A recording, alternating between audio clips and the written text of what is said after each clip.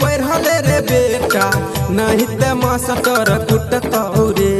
पढ़ले रे बेटा नहीं ते मास्टर कुटतौ रे।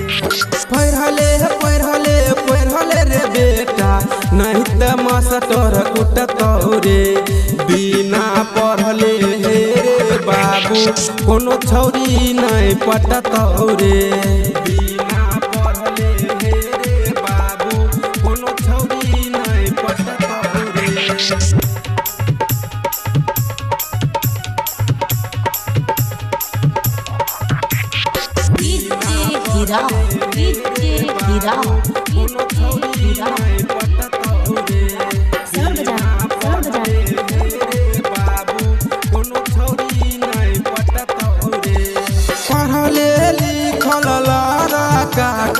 छलैया दुनिया में भेलू रे।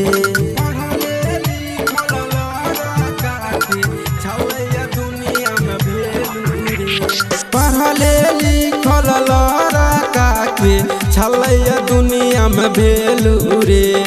स्कूल जाय के नाम लिखाइले हे दे बेटा ललटून रे। स्कूल जाय के नाम लिखाइले हे दे बेटा ललटून रे। मां काली डिजिटल रिकॉर्डिंग स्टूडियो बाबू कोनो छौरी नहीं पटतौ रे।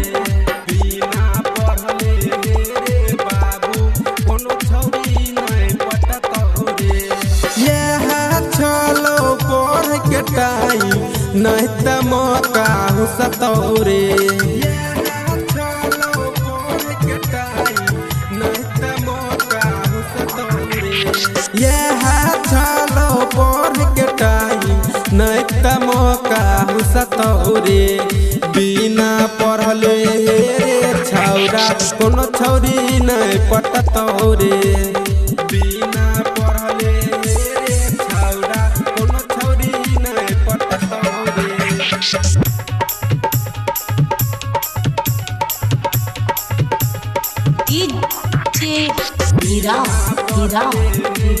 बाबू कोनो छौरी नहीं पटतौ रे। बिना पढ़ले रे बाबू कोनो छौरी नहीं पटतौ रे। पशुपति राइटर कहो बतिया सेट कर नॉलेज में। पशुपति राइटर कहो बतिया सेट कर नॉलेज में। पशुपति राइटर कहो बतिया सेट कर नॉलेज में। कुंदन बीज के संगे ले जो नाम लिखै तो स्कूल में।